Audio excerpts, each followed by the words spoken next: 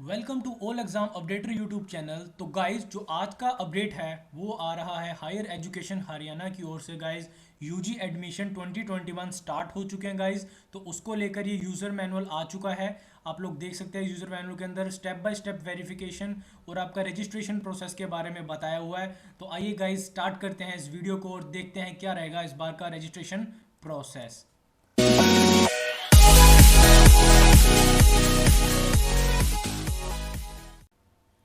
तो guys online registration के लिए सबसे पहला यहाँ पे आपको स्टेप बाय स्टेप बताया गया है हायर एजुकेशन हरियाणा की तरफ से। तो गाइस स्टेप वन आपको क्या करना है, सबसे पहले इस लिंक के ऊपर आपको जाना पड़ेगा जिस लिंक का नाम है dheadmission.nic.in। इसके ऊपर आपको सबसे पहले जाना पड़ेगा और गाइज यही है डिपार्टमेंट ऑफ हायर एजुकेशन का ऑफिशियल पोर्टल। तो क्या सबसे पहले आप इसके ऊपर जाएंगे तो आपको पास यहाँ पर ऐसे ऑनलाइन एडमिशन का 2021 का यहाँ पर लिंक बना मिलेगा गाइज। तो उसके ऊपर आपको दो चीज़ें देखने को मिलेंगी, न्यू रजिस्ट्रेशन और स्टूडेंट लॉगिन। तो सबसे पहले आप जैसे हम न्यू पर्सन है, न्यू यूज़र हैं, तो इसलिए हमें सबसे पहले न्यू रजिस्ट्रेशन करना पड़ेगा। तो गाइज जैसे आप उसके ऊपर क्लिक करेंगे तो सबसे उसके बाद आप इस स्टेप के ऊपर आएंगे। तो गाइस इस स्टेप के अंदर होगा आपके पास सबसे पहले आपको अपनी 12th की डिटेल्स प्रोवाइड करनी पड़ेंगी। यहाँ पे आपको अपना फुल नाम बताना पड़ेगा, यहाँ पे आपको अपनी 12th क्लास सेलेक्ट करनी पड़ेगी, फिर यहाँ पे आपको अपना रोल नंबर देना पड़ेगा, फिर आपको ईयर ऑफ पासिंग देना पड़ेगा। जैसे आप करेंगे गाइस तो आपका अगर तो आप सीबीएसई के स्टूडेंट हैं और हरियाणा बोर्ड के स्टूडेंट हैं तो आपका डेटा ऑटोमेटिकली निकल के यहाँ पर फिल हो जाएगा गाइस। तो अगर आप सीबीएसई या हरियाणा बोर्ड के अन्य बोर्ड के हैं, किसी और अन्य बोर्ड के हैं, तब आपको मैनुअली यहाँ पर फिल करना पड़ेगा अपना डाटा।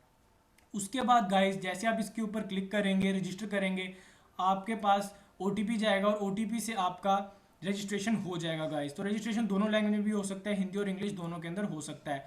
तो बस एक बात याद रखना हमेशा, जब जो भी मोबाइल नंबर से आप अपना रजिस्ट्रेशन करेंगे उससे एक मोबाइल नंबर से एक ही रजिस्ट्रेशन हो सकता है गाइस। ऐसा ना हो कि आपका एक मोबाइल नंबर है, आप दो दो रजिस्ट्रेशन कर रहे हो।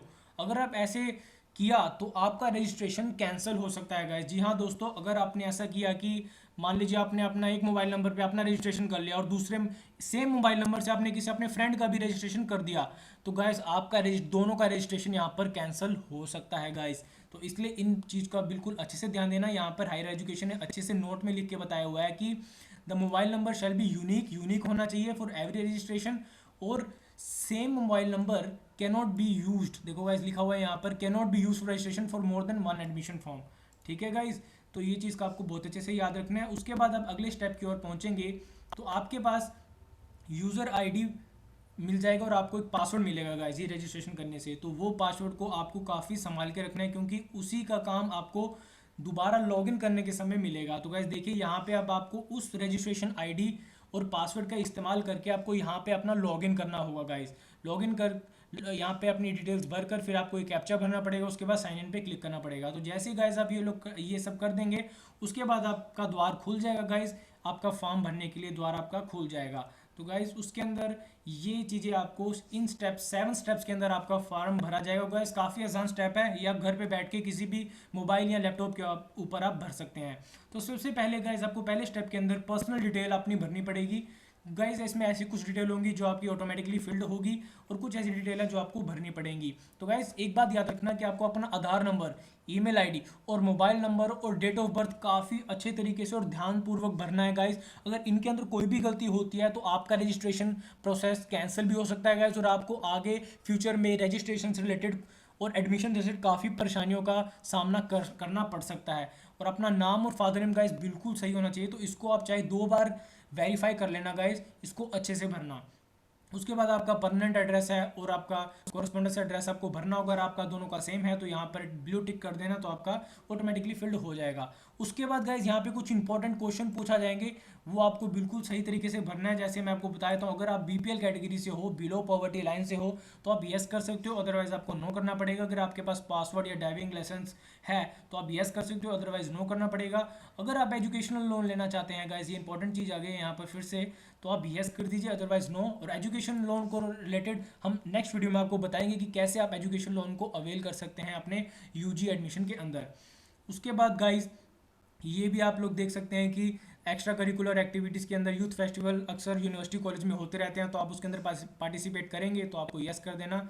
उसके बाद गाइज यहाँ पे एक और इंपॉर्टेंट पॉइंट आ गया कि आप पोस्ट मैट्रिक स्कॉलरशिप लेना चाहते हैं तो आपको यहाँ पर यस करना होगा अगर आप लेना चाहते हैं। तो गाइज इसके ऊपर भी मैं एक सेपरेट वीडियो लेकर आऊँगा जहाँ पे हम आपको बताएंगे कि पोस्ट मैट्रिक स्कॉलरशिप का फॉर्म कैसे भरना है और क्या क्या उसके लिए एलिजिबिलिटी कंडीशन है। तो गाइज इसके ऊपर मैं आपको एक अगली वीडियो में बताऊँगा, तब तक हमें लेटेस्ट इस सेशन के बारे में भी पता चल जाएगा गाइज। उसके बाद गाइज अगला स्टेप जो आएगा आपके पास, ये सेव बटन पर क्लिक करने के बाद आप अगले स्टेप की ओर पहुंच जाएंगे गाइज, जहां पे आपको अपनी एजुकेशनल डिटेल भरनी पड़ेगी। एजुकेशनल डिटेल के अंदर आपको सबसे पहले अपनी स्ट्रीम सेलेक्ट करनी पड़ेगी। स्ट्रीम सेलेक्ट करने के बाद आपको 10th की डिटेल और 12th की डिटेल देनी है। 10th और 12th की स्कूल बताना है guys, roll number, result date, result status guys, pass और पासिंग ईयर। अगर आपका CGPA सिस्टम है तो आप CGPA भी डाल सकते हैं, अदरवाइज मैक्सिमम मार्क्स और मार्क्स ऑब्टेन्ड और सब्जेक्ट और परसेंटेज आपको यहाँ पे लिखना पड़ेगा। उसके अलावा गाइज अगर आपका 12th की जगह आपके पास कोई 12th इक्वलेंट डिप्लोमा है तो गाइज आप डिप्लोमा भी भर सकते हैं यहाँ पे। जी हाँ दोस्तों, यहाँ पे बताया गया स्पेसिफिकली। उसके बाद आपको अपने सब्जेक्ट्स के कितने मार्क्स आपने ऑब्टेन किए और क्या मैक्सिमम मार्क्स है उसके बारे में आपको बताना है। जैसे आपने ये किया तो आपको सेव एंड नेक्स्ट के ऊपर क्लिक करना है गाइज। उसके बाद यहाँ पे देखो स्पेसिफिकली लिखा हुआ है गाइज, अगर आपके पास CGPA है तो आप CGPA भी डाल सकते हैं। उसके बाद गाइज अगले स्टेप के जब भरेंगे तो काफ़ी इंपॉर्टेंट स्टेप है गाइज, क्योंकि इसी के बेस पे आपकी मेरिट का भी सेट होती है गाइज। तो सबसे पहले देख सकते हैं आप लोग, ये इंपॉर्टेंट पॉइंट है कि recipient of national award from NCERT guys.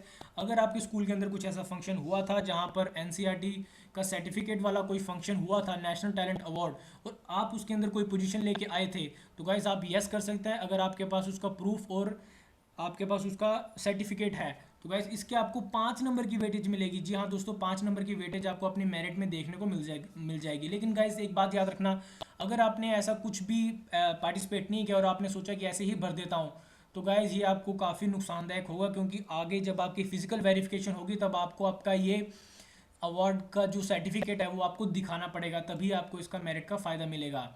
उसके अलावा गाइज अगर आपने NCC में पार्टिसिपेट किया था तब भी आप यस कर सकते हैं, अदरवाइज नो कर सकते हैं। अगर आपने कोई स्काउट एंड गाइड स्कीम के तहत आपने कोई किया था पार्टिसिपेट तब भी आप यस कर सकते हैं अगर आपके पास सर्टिफिकेट है। और उसके अलावा गाइज अगर आपके पास कोई स्पोर्ट्स सर्टिफिकेट है, अगर आप कोई नेशनल लेवल पर या डिस्ट्रिक्ट लेवल पर खेल के आए हैं और आपके पास उसका सर्टिफिकेट है तो वो भी आप लोग यहाँ पे दे सकते हैं, उसकी भी वेटेज गाइज 5 नंबर की मिलेगी। और गाइज एक और है यहाँ पे इंपॉर्टेंट चीज़ कि अगर आपने अपनी 12th क्लास या कोई equivalent diploma rural area of Haryana से किया है, यानी गांव वाले एरिया से किया है, तो आपको यहाँ पे 5 नंबर की वेटेज मिल जाएगी गाइज। जी हाँ दोस्तों, तो अगर आपने नहीं किया तो गाइज नो कर दीजिए, अगर आपने किया है तो आप यस कर दीजिए। उसके अलावा गाइज आपको रिजर्वेशन कैटेगरी, अपनी कैटेगरी के बारे में बिल्कुल सही से फॉर्म भरना है, क्योंकि आगे आपको इसका प्रूफ भी देना पड़ेगा। तो गाइज अगर आप SC हैं, ST हैं तो आप लोग भर सकते हैं, अदरवाइज जनरल है तो जनरल भर सकते हैं। उसके बाद गाइज ये एक और इंपॉर्टेंट चीज़ है कि अगर आप रेजिडेंस ऑफ हरियाणा है तो आप यस कर सकते हैं, अदरवाइज नो कर दीजिए। अगर आपने 12th आपने हरियाणा से की है तो आप यस कर दीजिए, अदरवाइज नो कर दीजिए। अगर आप कश्मीरी माइग्रेंट हैं तो यस कर दीजिए, अदरवाइज नो करिए। उसके बाद गाइज आपको सेव बटन पे क्लिक करना है और आप अगले स्टेप पे बढ़ जाएंगे। अगले स्टेप के अंदर गाइज आपका यहाँ पर डॉक्यूमेंट अपलोड किए जाएंगे। डॉक्यूमेंट में आपका 10th क्लास की DMC वो अपलोड होगी गाइज। एक बात याद रखना कि फॉर्मेट सभी फाइल्स का PDF, PNG, JPG या JPEG ही होना चाहिए, उसके अलावा कोई भी फॉर्मेट यहाँ पे नहीं अपलोड हो पाएगा। और गाइज आपका 10th क्लास की DMC का मैक्सिमम साइज़ यहाँ पे 300 KB रखा गया है, उससे ज़्यादा अगर आपने फाइल होगी तो इसके ऊपर अपलोड नहीं हो पाएगी। फ़ोटो के अंदर गाइज ये वहाँ पर ये साइज़ है 150 KB, 150 KB तक की आपकी रिसेंट कलर्ड फ़ोटो साइज़ होनी चाहिए आपकी। उसके अलावा सिग्नेचर आपका यहाँ पर JPG और PNG के अंदर आप अपने सिग्नेचर दे सकते हैं, जिसकी मैक्सिमम साइज़ है 50 KB।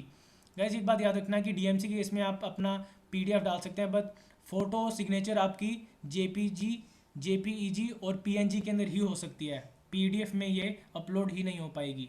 उसके अलावा गाइस आपको लास्ट स्कूल लिविंग सर्टिफिकेट या जिसे हम कहते हैं कैरेक्टर सर्टिफिकेट, वो आपको यहाँ पे अपलोड करना है, जिसका मैक्सिमम साइज़ है 300 KB और जिसके लिए PDF का फॉर्मेट भी यहाँ पे अलाउड है। जैसे आप ये कर देंगे तो उसके बाद आपको सेव एंड नेक्स्ट बटन के ऊपर क्लिक करना है और उसके बाद आप अगले स्टेप की ओर बढ़ जाएंगे। अगले स्टेप के अंदर गाइस आपको अपना डिस्ट्रिक्ट सिलेक्ट करनी है जहाँ पे आप एडमिशन लेना चाहते हैं, कौन से कॉलेज में एडमिशन लेना चाहते हैं और कौन सा कोर्स आप लेना चाहते हैं, उसके बारे में आपको डिटेल देनी है, कौन से सेक्शन में जाना चाहते हैं और कौन से सब्जेक्ट आप रखना चाहते हैं। उसके बारे में आपको डिटेल देनी है। उसके बाद नेक्स्ट बटन पे क्लिक करना है। नेक्स्ट बटन पे क्लिक करने के बाद गाइस आपको अपनी यहाँ पर प्रेफरेंस बनानी है कि कौन से कॉलेज आपको में प्रेफरेंस 1 पर रखना चाहते हो। इन केस अगर आपका वहाँ पर एडमिशन नहीं हुआ तो सेकंड नंबर पे कौन सी प्रेफरेंस है जहाँ पे आप एडमिशन ले सकते हो, तो वो आप लोग यहाँ पर कर सकते हैं।